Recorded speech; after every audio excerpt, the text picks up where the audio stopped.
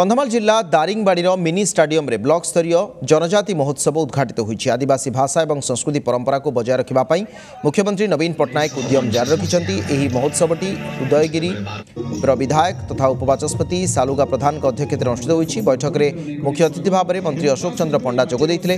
महोत्सव में अंचल विभिन्न कला और सांस्कृतिक कार्यक्रम में जोग देइथिबा कलाकार मानकु पुरस्कृत करा जायतिला। एहा सहित बीडीओ गदाधर पात्र द्वारा लिखित बही अतिथि द्वारा उन्मोचित होइथिला।